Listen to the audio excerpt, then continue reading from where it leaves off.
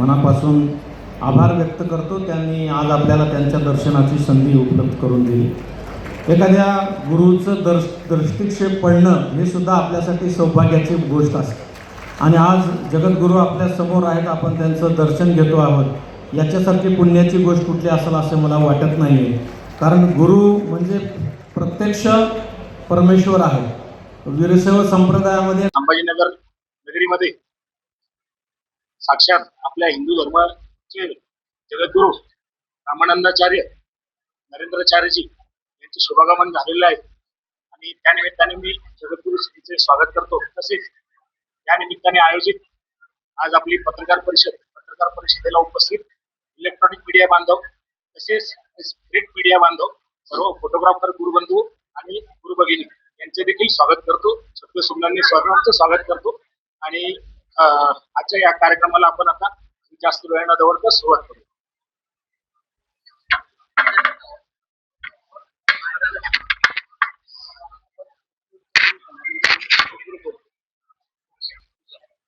आजचा हा कार्यक्रम जो आहे तो लोकांनी अंधश्रद्धेतून बाहेर यावं आणि आपल्यामध्ये वैज्ञानिक दृष्टिकोन निर्माण करून घ्यावा, यासाठी हा समस्या मार्गदर्शनचा कार्यक्रम. आमची समाजाला त्रिसूत्री मी दिलेली आहे. तुमचे डोळे विज्ञानवादी ठेवा, मन अध्यात्मवादी ठेवा आणि बुद्धी वास्तववादी ठेवा. अशा प्रकारचा जर त्रिवेणी संगम केला तर आपल्याला विज्ञान आणि अध्यात्म याची सांगड घालून जगता येईल. आजचा तरुण जो आहे तो बहकलेला आहे, थकलेला आहे, नैराश्य त्याच्यामध्ये येतं. तर जर आपण अध्यात्माच्या मदतीनं आपला वैज्ञानिक विकास साधून घेतला तर आपल्यामध्ये नक्कीच एनर्जी येते. कारण अध्यात्म जे आहे हे आपल्यामध्ये संयम म्हणजे भक्ती जी आहे ती संयम, समयसूचकता, प्रगल्भता, साधक बाधक विचार करण्याची क्षमता, नेतृत्व करण्याचे गुण विकसित करते असं आमचं म्हणणं आहे. कारण आपण भक्ती करतो म्हणजे काय तर एकाग्रतेचा व्यायाम घेतो आणि हा एकाग्रतेचा व्यायाम घेतल्यामुळे माणसाला जीवनामध्ये जे बिनचूक निर्णय घ्यायचे असतात तर बिनचूक निर्णय घेण्यासाठी आपल्यामध्ये जी आंतरिक ऊर्जा, सकारात्मक ऊर्जा तयार करावी लागते ती यामुळे तयार होते. आणि म्हणून आम्ही सांगितलेलं आहे की आपण प्रत्येकानं दिवसातून 10 मिनिटं वेळ काढा आणि अंतर्मुख व्हा. या योगे आपल्यामध्ये वैज्ञानिक दृष्टिकोनातून विचार केला तर संयम येईल, समयसूचकता येईल, प्रगल्भता येईल, साधक बाधक विचार करण्याची क्षमता निर्माण होईल, नेतृत्व करण्याचे गुण निर्माण होते, खिलाडी वृत्ती निर्माण होईल आणि त्यामुळे आपल्या जीवनामधला प्रत्येक निर्णय आपण बिनचूक घेऊ. यासाठी हा समस्या मार्गदर्शनचा कार्यक्रम आणि आम्ही आमच्या आमची 13 पीठ आहेत. एकूण मी जगद्गुरू रामानंदाचार्य दक्षिण पीठ नाणीचा आचार्य आहे. जसे शंकराचार्य आहेत 4 तसे आम्ही 3 रामानंदाचार्य आणि आम्ही दक्षिण भारताचं नेतृत्व करतो आणि खेडोपाडी जाऊन समाजातील विविध लोकांना वेगवेगळ्या प्रकारची मदत करून आजचा कार्यक्रम आहे तो शिलाई मशीन वाटप केलं. आम्ही घर वापसी कार्यक्रम करतो कारण धर्म टिकला तर आपण टिकणार आहोत. आतापर्यंत 1,55,000 कुटुंबांना हिंदू धर्मामध्ये आम्ही घेतलेलं आहे. त्यानंतर घर वापसी करून थांबत नाही फक्त त्यांची रोटी बेटी व्यवहार चालू करून देणं. त्यानंतर thalassemia, sickle cell, kidney failure, blood cancer अशा रुग्णांना नेहमी दर 15 दिवसानंतर रक्त लागतं. मग महाराष्ट्राची 10% गरज आम्ही पूर्ण करतो, पूर्ण महाराष्ट्राची. आणि त्यामुळे दर वर्षी जानेवारीमध्ये 15 दिवसाचा कॅम्प घेतो. त्यावेळी आम्ही 1,71,150 रक्त बाटल्या दिल्या. गेल्या वर्षी 1,36,272 रक्त बाटल्या दिल्या. म्हणजे अशा प्रकारे विविध उपक्रम करतो. कारण आमचा सिद्धांत आहे, विशिष्टाचा सिद्धांत की अणुरेणूच देव आहे, नरेंद्र मणी शोधून काय. तुम्हाला जर देवाची प्राप्ती करायची असेल तर दीन दुबळ्या समाजाची सेवा करा, ही खरी अर्थानं ईश्वर भक्ती आहे. आणि तुमचे डोळे विज्ञानवादी ठेवा, मन अध्यात्मवादी ठेवा आणि बुद्धी वास्तववादी ठेवा.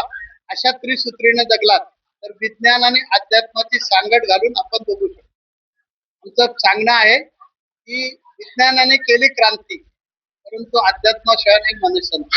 ही मनशांती प्राप्त होण्यासाठी आम्ही असे कार्यक्रम करतो. स्वामीजी, तुम्ही हिंदू धर्मासाठी काम करत असताना अनेकांना तुम्ही घर वापसी देखील केलेली आहे. सध्या लव जिहादचा जो कायदा आहे त्या संदर्भात आपलं मत काय आहे? महाराष्ट्र शासनाचं आम्ही अभिनंदन करतोय आमच्या कानावर आलेला आहे आणि त्याबद्दल मी माझी पण प्रतिक्रिया दिलेली आहे की महाराष्ट्र शासन आता विधानसभेमध्ये आणि विधान परिषदेत कायदा आणून पाहत की धार्मिक स्वातंत्र्य या नावावर कायदा आणून पाहतं. त्यात विषय स्तुत्य असं आहे. आमची सगळ्या साधू संतांची मागणी होती की आज मुसलमान आणि ख्रिश्चन या दोन ज्या कम्युनिटी आहेत या हिंदू धर्माला संपवण्याचं काम करतात धर्मांतर करून. मग ख्रिश्चन लोक हे एकदम सॉफ्ट पद्धतीने संपवतात बाप्तिस्मा करून आणि मुस्लिम लोक आक्रमकपणे संपवतात. लव जिहाद जो प्रकार आहे, लव जिहादमुळे काय होतं, लग्न झालं की शर्यतचा कायदा चालू होतो. त्या मुलीचा उपभोग घ्यायचा 1-2 वर्ष आणि मग तिला नेऊन तिकडे बाहेर विकायचे आणि मोकळं व्हायचं. महाराष्ट्रामध्ये गोवंशीय कायदा लागू आहे तरी पण गोमातांची हत्या होती, गोमातेची हत्या होती. बरोबर आहे, चालू आहे ते आणि त्याच्यासाठी हिंदू समाजाने जागृत झालं पाहिजे आणि जो कायदा आहे त्या कायद्याचा फायदा उचलून त्या कायद्यान्वये असे जे लोक काही चुकीचे कृत्य करतात त्यांना कायद्याप्रमाणे कडक शासन जर झालं तर ही गोहत्या, कारण आम्ही मला वाटतं माननीय एकनाथ शिंदे यांनी तिला राष्ट्रमाता म्हणून घोषित केलेलं कायदा राजमाता म्हणून केलेला आहे, तर ते होणं गरजेचं आहे. लव जिहाद कायदा देशभरात लागू व्हावा का, त्यासाठी तुम्ही प्रचार प्रसार करणार आहात? हो, भूमिका काय? नक्की. नुसतं लव जिहादच्या विरुद्ध मी नाही, मी नुसतं मुसलमान लोकांच्या विरुद्ध आहे का, तर असं मी कुठल्याच कम्युनिटीच्या विरुद्ध नाही. मी धर्मगुरू आहे आणि त्यामुळे प्रत्येकानं आपापला धर्म जो आहे तो टिकवला पाहिजे यासाठी प्रयत्न केले आणि दुसऱ्या धर्मावर आक्रमण नाही केलं पाहिजे. लव जिहादला माझा विरोध का आहे, कारण तुम्ही हिंदूंच्या मुली फसवून प्रेमाचं नाटक करून त्या पोराला कम्युनिटी कडून पैसे जातात आणि मग तो हिरोगिरी करतो, चमकीगिरी करतो आणि तो मुलगा त्या मुलीला प्रेमात खेचतो, तिच्या लग्न करतो, नंतर तिला विकून टाकतो. हा प्रकार चुकीचा आहे, तो होऊ नये याच्यासाठी मी हे जो आताचं विधेयक येत आहे त्यामध्ये मागणी केली मी महाराष्ट्र शासनाकडे की लव जिहादच्या माध्यमातून लग्न होऊ दे, नाहीतर कसंही होऊ दे. मुस्लिम धर्मातल्या मुलानं या ख्रिश्चन धर्मातल्या मुलानं जर आमच्या मुलीबरोबर लग्न केलं तर लग्न झाल्यानंतर सुद्धा तिचा धर्म बदलता कामा नये आणि तिला जी मुलं होतील त्या मुलांचा सुद्धा धर्म, तिच्या आईचा धर्म लागू झाला तर हे धर्मांतर थांबेल. एक प्रश्न होता की जगामध्ये सध्या युद्धजन्य परिस्थिती सुरू आहे, युद्धजन्य परिस्थिती सुरू आहे आणि कोणकोणते राष्ट्र आहेत त्यांच्यावर हल्ले करून त्यांची नैसर्गिक संपत्ती घेण्याचा प्रयत्न. अशा काळामध्ये तो संदेश आहे तुम्ही जगा दुसरा. कसं आहे की भारत देश हा तुम्हाला काही दिवसानंतर, आज कदाचित ते कल्पकल्पित वाटत असेल, पण भारत देश जगाचा विश्वगुरु म्हणून उभा राहणार.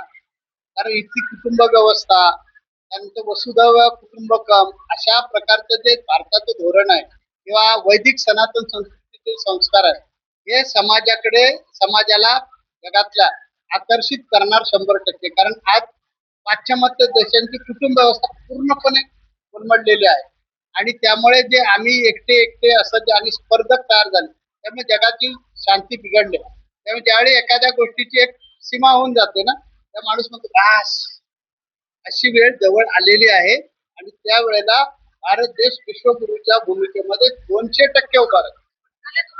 वेळ लागेल. मी ज्योतिषी नाहीये, त्यामुळे परिस्थिती बनवणार. काही गोष्टी परिस्थिती जी असते ना ती तयार करते, तशी परिस्थिती काही काळापूर्वी, काही वर्षांपूर्वी केरला फाईल्स नावाचा सिनेमा आला होता आणि त्याच्यात दाखवलं होतं की केरळमध्ये किती मोठ्या प्रमाणात लव जिहाद केला जाते आणि मुलींना मुस्लिम करवलं जाते. पण नंतर काही काळानंतर त्याच सिनेमाच्या दिग्दर्शकाला सुप्रीम कोर्टासमोर माफी मागावी लागली की हा डेटा आम्ही चुकीचा म्हणून आम्ही तो दाखवला. तर असे प्रोपगंडा मुक्ती धर्म संघटित होत नाही. हे राजकीय लोकांनी जातीपातीमध्ये जो धर्म वाटलेला आहे त्यामुळे ही परिस्थिती निर्माण झाली. जोपर्यंत धर्मगुरूंच्या नेतृत्वाखाली संघटित होत नाही तोपर्यंत धर्माला न्याय मिळणार नाही. कुठलाही राजकीय पक्ष जो आहे तो धर्माला संघटित करू शकत नाही. धर्मगुरू या नात्याने माझं प्रामाणिक आणि त्यामुळे हिंदू धर्मीय लोकांनी आपल्या धर्मगुरूंच्या नेतृत्वाखाली संघटित व्हावं. आमचा संदेश आहे, जात पात पूछे ना कोई, जो हरी का भजन करे वो हरी का हो. हे जोपर्यंत होत नाही तोपर्यंत हिंदू धर्म आक्रमण होणार आणि हिंदू धर्मीय लोक अल्पसंख्याक होत चाललेले आहेत. कुणीतरी राष्ट्रीय स्वयंसेवक संघाचे जे मोहनजी भागवत आहेत त्यांनी 3 मुलांबद्दल बोलले, त्या टीका केली. काय गैर आहे त्याच्यामध्ये? मुसलमान जे आहेत त्या मुसलमानांना किती मुलं झाली तरी चालते, की अल्लाची देण म्हणून समजलं जातं. तर हिंदू जो आहे या हिंदू धर्मा ते काय सांगतात की आमच्या धर्मामध्ये फॅमिली प्लॅनिंग सांगितलेलं नाही. अरे बाबा, आमच्या धर्मात पण नाही सांगितलेलं आहे. आमच्या धर्मामध्ये पूर्वीचे साधू संत अष्टपुत्र सौभाग्यवती भव असं सांगायचे. मग आम्ही देशाची स्वायत्तता, देशाचा विचार करून थांबलो ना दोघांवर. पण ही संख्या थांबत नाही ना. एका बाजूला तुम्ही त्यावेळेला तुमचं संख्या वाढवत जाता आणि दुसऱ्यांना फक्त शांत बसायचं, तर चालत नाही ना. स्वातंत्र्य जे आहे ते महात्मा गांधींच्या तत्वानं नुसतं नाही मिळालेलं आहे. वीर सावरकरांची पण आवश्यकता होती, आगरकर पण आवश्यक होते, लोकमान्य टिळक पण आवश्यक होते. त्यावेळी दोन्ही चाल आणि मवाळ ज्यावेळेला पंत एकत्र आले त्यावेळी भारत जे स्वतंत्र आले, ते इंग्रज याचं टाकून गेले नसते. मला हे म्हणायचंय की हिंदूंची मुलं वाढवावी का मुसलमानांवर कायदा आणून त्यांना थांबवलं पाहिजे? काय मुसलमान जे आहेत तर मुसलमानांवर कायदा आणून थांबवलं पाहिजे, कारण जगाची लोकसंख्या वाढत चालली आहे. भारताची लोकसंख्या वाढते. भारताची जी भूभाग आहे तो वाढणार नाहीये ना, तो वाढणार नाहीये. मग त्याच्यासाठी मुसलमानांसाठी कायदा केला पाहिजे, सगळ्यांसाठी. म्हणजे तो आहेच कायदा. भारत देशासाठी मुसलमानांना वेगळा कायदा म्हणून सांगण्याची गरज नाही, कारण ते आमच्या हिंदुत्वाचं नेतृत्व करतात. म्हणून मी त्यांचं एक धर्मगुरू या नात्यानं समर्थन करतो मोहनजी भागवतांचं. त्यांनी जे वाक्य केलेलं ते फार विचारपूर्वक केलेलं आहे आणि तशा पद्धतीने ते केलं पाहिजे. कुणीतरी एक समर्थपणे, एक कणखरपणे भूमिका मांडली पाहिजे, ते त्यांनी मांडलेले. त्यामुळे धर्मगुरू या नात्याने मी त्यांच्या पाठीशी आहे. मला दुसरा प्रश्न तुम्हाला हा विचारायचा किती काळ होता तो, आता बदललेला आहे काय. त्यामुळे आम्ही आता आचार्य असून सुद्धा त्यांच्या मांडीला मांडी लावून बसतो. एवढं खेडोपाडी काम करतो म्हणून तर 1,56,000 परिवार हिंदू धर्मामध्ये आले ना. कोणाच्या मांडीला मांडी? हे जे आपण त्यांना म्हणता की वर्ण व्यवस्थेबद्दल आपल्याला बोलायचं आहे, तर आता ते फार कमी झालेला प्रकार. पूर्वी होता, मान्य करतो मी, पण तो आता कमी झालेला आहे. आज धर्मांतर होण्याची प्रमुख कारण काय आहेत, तर त्याच्यात 2-3 प्रमुख कारण. त्यामध्ये शिक्षण पद्धती जी आहे, ही शिक्षण पद्धती चुकीची आहे. आम्हाला मुसलमानांचा, ख्रिश्चनांचा इतिहास शिकवतात. ते कशाला ब्रिटिशांचा इतिहास शिकवतात, कशाला मुसलमानांचा इतिहास शिकवतात आम्हाला? आमचा हिंदूंचा इतिहास शिकवा ना. आमच्या हिंदू राष्ट्र काय होतं, सोन्याची चिमणी म्हणून म्हटलं जायचं, तो इतिहास शाळा कॉलेजमध्ये शिकवलं पाहिजे. सीबीएसई बोर्डामध्ये एका परिषदेमध्ये शिवाजी महाराजांना ज्यांनी राष्ट्र निर्माण केलं, हिंदू राष्ट्र निर्माण केलं, त्यांचं एका परिषदामध्ये तुम्ही अभ्यासक्रम करता, हे निंदनीय आहे. हे बंद करा पहिलं. त्यानंतर शाळा कॉलेजेस आहेत, कॉन्व्हेंटच्या शाळेना तुम्ही ग्रँट देता आणि इंग्रजी माध्यमांच्या शाळा जर हिंदूंनी तयार केलं त्याला ग्रँट देत नाही. त्या कॉन्व्हेंटमध्ये शिकवलं तर रिबन घालायचे नाही, कपाळाला लावायचं नाही, बांगड्या बांधायचं घालायच्या नाही. तिथून आमच्यावर संस्कार केले तर तिथून संपवलं होतं. तुमच्या सगळ्यांच्या माध्यमातून मी गव्हर्नमेंटकडे, आता आपण सगळे पत्रकार महाराष्ट्रातल्या, तर महाराष्ट्र सरकारकडे माझी मागणी आहे की जसं तुम्ही कॉन्व्हेंटला ग्रँट देता, जशा प्रकारे मदरशांना ग्रँट देता, तशा वेद विज्ञान शाळा निर्माण होण्यासाठी इंग्रजी माध्यमातल्या ग्रँट सुरू करा. कारण तिथे हे जर शिक्षण दिलं, शिक्षण पद्धतीमध्ये आमचा इतिहास शिकवला पाहिजे ना. त्या गोष्टी आपल्याला शिकायला, त्याचा व्यवहारामध्ये काही उपयोग नाही, ते शिक्षण आहे आपल्याला. अमेरिकेमध्ये तसं नाही. अमेरिकेमध्ये बँकिंग क्षेत्रापासून तिथे शाळा कॉलेजमध्ये शिकवतात. शाळेत पाठशाळेमध्ये वेद विज्ञान जे आहे, मी त्याचा प्रयोग केला. नाणीचा सीबीएसई बोर्डाचा आमचा स्वतःचाच स्कूल आहे, शाळा आहे, ग्रॅज्युएशन पर्यंत. 1 रुपया पण आम्ही घेत नाही कुणाकडून, कारण माझं म्हणणं संतांनी दिलं पाहिजे, संतांनी घ्यायचं नाही. त्यामुळे माझे सगळे उपक्रम जे आहेत ते विनामूल्य. तर तिथे आम्ही वेद विज्ञान शाळा शिकवतो. म्हणजे काय, तर अकॅडमिक अभ्यास शिकवतो, पण आम्ही आमचे संस्कार पण शिकवतो तिथे. मग अशी बघितलं असाल तुम्ही तर सरस्वती माता आहे, त्या सरस्वती मातेला नमस्कार करण्यासाठी घरातून एक फूल घेऊन यायचं, नमस्कार करायचं, इथून संस्कार. त्या मुलाच्या कपाळाला गंध पाहिजे, आई वडिलांना नमस्कार करून आला पाहिजे. अशा प्रकार पुन्हा यज्ञ होत्र वगैरे सगळ्या गोष्टी आम्ही तिथे शिकवतो. तशा प्रकारे जर मुसलमानांना मदरशामध्ये त्यांच्या धर्माचे शिक्षण दिलं जातं, ख्रिश्चनांच्या शाळेमध्ये कॉन्व्हेंटमध्ये काय शिकवतात, येशूच शिकवतात ना. येशू कसा मसीहा आहे हे शिकवतात. शिकवू दे, आमचा त्याला विरोध नाही. मग गव्हर्नमेंट त्यांना जर फंड देत, हे आमचं हिंदुत्वादी सरकार आहे.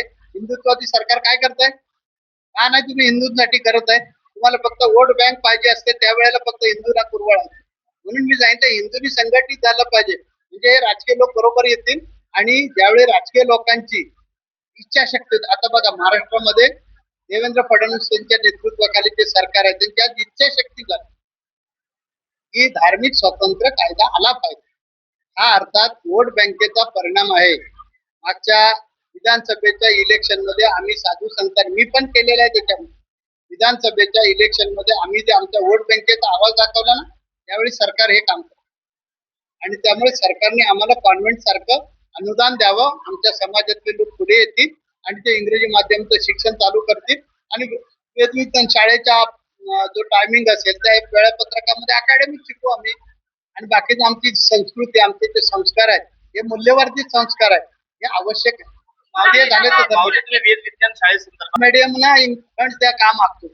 बऱ्याच जणांना प्रश्न आहे आमची मराठी टिकायला नको का? मराठी टिकलीच पाहिजे. पण आज शेतकऱ्याचा मुलगा सुद्धा, म्हणजे शेतकरी भांडी घालणारी बाई जी असते ना, तिला काय वाटत असतं माझा मुलगा इंग्लिश मिडियम मध्ये शिकला पाहिजे. आणि त्यामुळे जे इंग्लिश मिडियमचा जे ओढ आहे ती जाणार कुठे? कॉन्व्हेंट मध्ये जाणार. तिथेच त्यांच्यावर जर सुरुवातीच्या काळात ज्या काळामध्ये त्या मुलांवर संस्कार केले पाहिजे तिथे येशू मसीहा शिकवला, कसा धर्म टिकणार तुमचा? त्यामुळे तिथे ते शिकवा. त्यानंतर दुसरी गोष्ट, शाळा कॉलेजमध्ये आम्ही ज्यावेळी कॉलेजला होतो त्यावेळी आम्हाला ज्ञानेश्वरी होती, आम्हाला स्वामी विवेकानंद होते. आज काय? काहीच नाही. हे करायचं कोणी? गव्हर्नमेंटने करायचं. तुम्ही गव्हर्नमेंटची इच्छाशक्ती पाहिजे, त्यासाठी प्रेशर गट आम्ही संतांनी करायचं. आम्ही राजकारणात नाही आलं पाहिजे. पुढे काळात तुम्ही या सर्व गोष्टींसाठी आंदोलन उभं करू. सभेचं चित्र विधानसभेमध्ये बदलून टाकलं. राजकीय लोकांना पण गॅरंटी नव्हती की असं चित्र निर्माण होईल. ते वोट बँकेचा विजय आणि तो साधू संतांनी केलेला प्रयत्न. घर वापसीबद्दल बोलत होते की या 3 मुद्द्यांमुळे धर्मांतर. दुसरी गोष्ट, संस्कार वर्ग सुरू झाले पाहिजे. कारण धर्म जो आहे, आता धर्मावर डायरेक्ट बोलू शकता. नाहीतर तुम्ही पत्रकार मंडळी आमचा कुठलाही सण आला की अशा प्रकारचे काही लावायचे की हिंदू धर्म कसा पुरसटलेला विचारात आहे ते सांगितलं जायचं. तर धार्मिक शिक्षण देण्यासाठी अनेक धार्मिक जे नेते आहेत, धार्मिक संत आहेत, त्यांनी पुढे आलं पाहिजे आणि संस्कार केले पाहिजे, जे मी करतोय आज. म्हणून मी ते सांगतो. हा दुसरा मुद्दा आहे. आज धर्मांतर होण्याचं कारण काय? अज्ञान आहे. आणि मी जे धर्मांतराचं काम करतो त्यावेळी माझ्या लक्षात आलं, दर महिन्याला करतो. या महिन्यामध्ये गोव्यामध्ये मी 300 कुटुंबांना हिंदू धर्मामध्ये आणलं. या फेब्रुवारी महिन्यामध्ये गोव्यामध्ये 300 कुटुंबांना आणलं, छत्तीसगडमध्ये 200 आणले, नागपूरमध्ये 500 आणले. या महिन्यामध्येच झालाय हा कार्यक्रम. तर हे आम्ही काम सातत्याने करत असताना लक्षात आलं की हे लोक आमच्या आर्थिक परिस्थितीचा फायदा उचलतात. ही एक गोष्ट. दुसरी गोष्ट, अज्ञानाचा फायदा उचलतात. खेडोपाडी जे शिक्षण पोचलेलं नाही आणि त्यामुळे अज्ञानपणामुळे लोकांना अंधश्रद्धेचे बळी पाडतात. उदाहरणार्थ सांगायचं झालं तर एखाद्याला मूल नाही, चला येशूच्या प्रार्थनेला चला, येशू तुम्हाला मूल देईल. चला तुम्हाला बरं नाही, येशूच्या प्रार्थनेला चला. अशा प्रकारे जे केलं जातं, अंधश्रद्धा निर्मूलन समिती आहे कुठे? जी अंधश्रद्धा निर्मूलन समिती चुकून प्रत्येक हिंदूंच्या प्रत्येक गोष्टीवर टीका करते. मग ख्रिश्चन हे जे धर्मांतर करतात अंधश्रद्धा निर्मूलन समितीला कळत नाही का?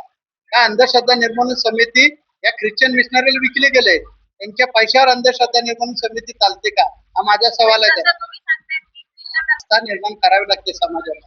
कारण जोपर्यंत तुम्ही आस्थेनं वळवत नाही त्यानंतर ते पुढे काय सांगतात ते आपण ऐकलं गरजेचं आहे. आपण काय होतंय की तेवढंच एक वाक्य उचलतो आणि आपण छापतो, ते चुकीचं आहे. त्याच्यानंतर त्यांचं कार्य काय चाललेलं आहे त्याचा जर अभ्यास केला मला वाटतं पत्रकार बंधूंनी तर बरं होईल. त्यामुळे हे नुसतं तेवढंच नाही काम करत. ख्रिश्चन मिशनरी काय करते? प्रार्थनेकडे घेऊन जाते आणि बाप्तिस्मा करते ना, आणि मग हळूहळू सांगते की तुमचे देव फेकून द्या, याची गरज नाही, फक्त येशूच मसीह आहे.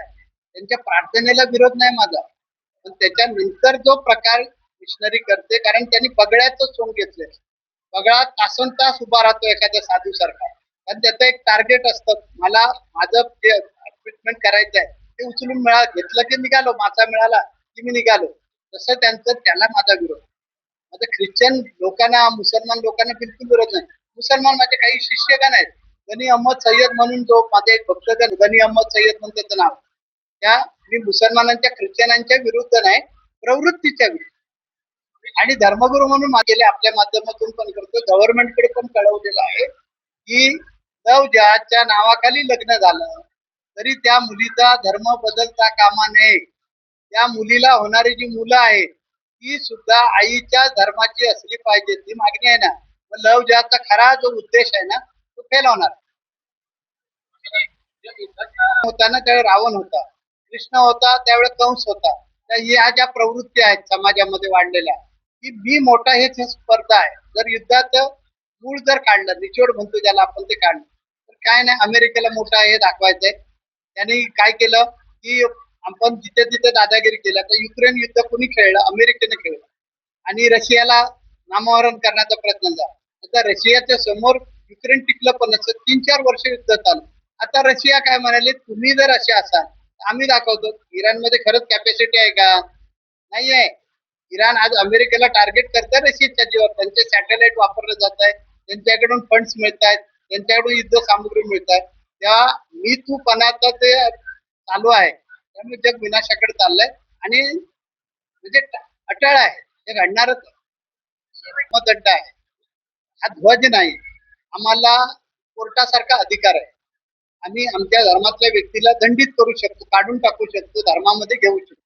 म्हणून तर 1,55,000 लोकांना ते आम्ही घेतलं, ते या अधिकारातच घेतलं का माझा अधिकार आहे.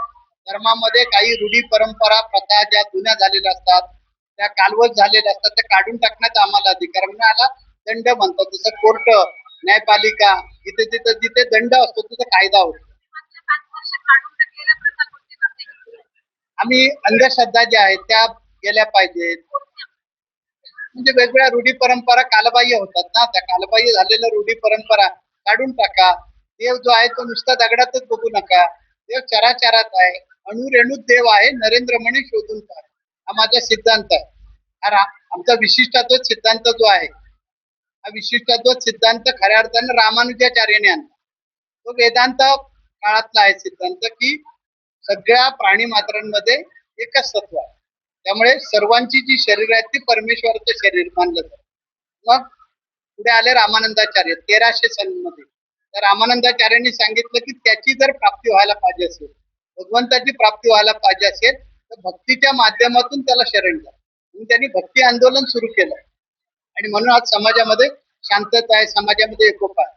तोच विचार घेऊन आम्ही पुढे आलो. आम्ही त्यांच्या गादीचे वारस झालो आता. त्यामुळे त्यांच्या गादीचे वारस झाल्यामध्ये मी भक्ती आंदोलन चालूच ठेवलेलं आहे. त्याचबरोबर सेवा आंदोलन, सेवा करा, रंजले गांधींची सेवा करा, त्याच्यामध्ये परमेश्वर असेल. आम्ही ते उभं करायचं असतं, धर्मपूरचं काम आहे ते, मिळणार नाही ते. आम्ही आमची जाळी वोट बँक आहे असा सिग्नल मध्ये मध्ये देत असतो. आज पण दिला की तुमच्या माध्यमातून. तुम्ही असं समजू नका की आमची वोट बँक नाही आहे. त्या राजकीय लोक येतात जागेवर, मग इच्छाशक्ती निर्माण होते. आज जे विधेयक